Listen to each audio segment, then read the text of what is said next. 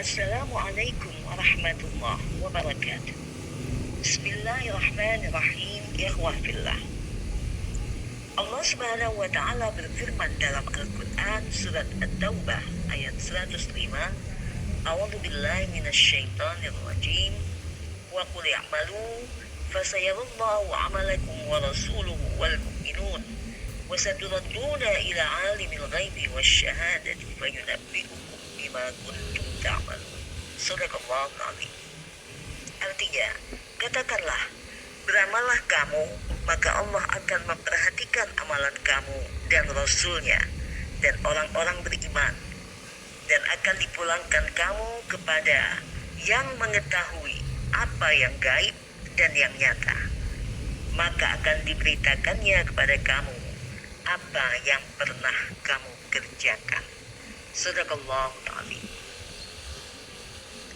Ayat ini menganjurkan kepada kita agar sebagai orang beriman kita bersikap produktif. Apapun yang kita kerjakan, tidak ada pekerjaan yang hina. Yang penting pekerjaan itu halal. Agama Islam senantiasa menganjurkan kepada pemeluknya agar melakukan amal atau karya yang berhubungan dengan kepentingan kehidupan. Baik dalam Al-Quran maupun hadis, banyak dijumpai anjuran-anjuran ke arah itu.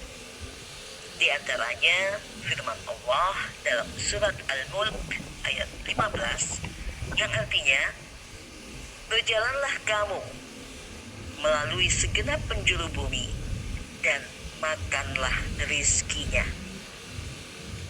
Dalam ayat lain, dalam surat Al-Jumu'ah ayat 10, Allah juga menjelaskan yang artinya, apabila selesai mengerjakan sembahyang atau sholat Jumat, maka bertebaranlah kamu di muka bumi dan carilah karunia Allah, yaitu rizki. Ayat ini menganjurkan agar setelah sholat Jumat, maka kaum muslimin kembali melanjutkan karya usahanya masing-masing yang berhubungan dengan kehidupan masing-masing. Pada satu ketika, Rasulullah SAW melewati seorang laki-laki yang sedang duduk-duduk di dalam masjid di siang hari. Rasulullah lalu bertanya kepada laki-laki tersebut, "Siapakah yang mencarikan nafkah untuk engkau?" Laki-laki itu menjawab, "Saudara saya." Maka Rasulullah pun lalu berkata kepadanya, "Saudara engkau itu lebih mulia dari engkau sendiri pada sisi Allah." Ucapan Rasulullah itu mengandung pengertian bahwa setiap laki-laki yang dewasa dan normal haruslah melakukan amal, karya, bekerja, mencari nafkahnya. Jangan menggantungkan kepada orang lain, walaupun saudara kandungnya sendiri. Karena tangan di atas lebih baik daripada tangan di bawah. Artinya, memberi sesuatu lebih baik dari menerima. Bahkan Rasulullah SAW pun berkata dalam sebuah hadis, "Asyaddun nasi azaban yaumal qiyamah al-makfiyul fariq," yaitu orang yang mendapatkan siksa yang berat di hari kiamat adalah orang yang menganggur atau yang berpangku tangan, yang dengan sengaja tidak mau bekerja, tidak mau berkarya. Dia lebih suka bergantung atau meminta-minta kepada orang lain. Bahkan Sayyidina Umar bin Khattab pun pernah mengatakan bahwa Janganlah engkau berpangku tangan, karena langit tidak akan menurunkan hujan emas dan perak.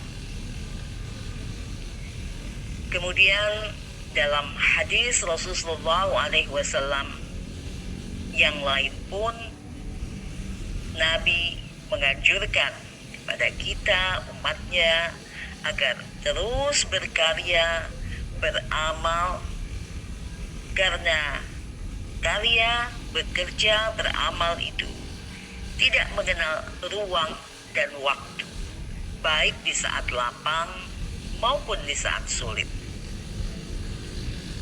Walaupun kita sulit menemukan pekerjaan, maka janganlah kita berkecil hati, jangan patah semangat.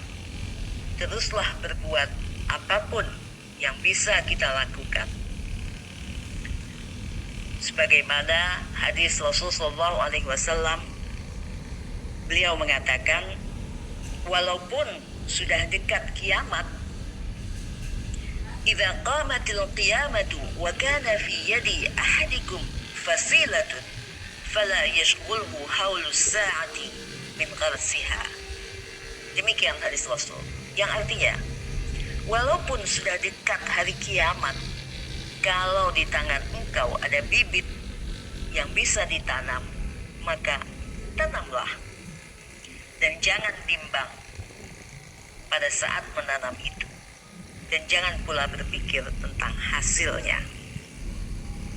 Hadis ini menjelaskan kepada kita bahwa kalaupun kita punya kesempatan untuk menanam bibit, walaupun waktunya sudah dekat hari kiamat, maka jangan ragu, tanamlah bibit itu.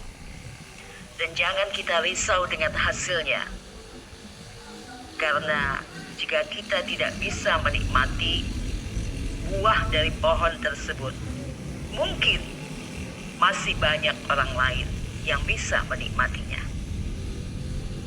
Marilah kita berkarya, berbuat sesuatu yang bermanfaat untuk diri sendiri maupun orang lain.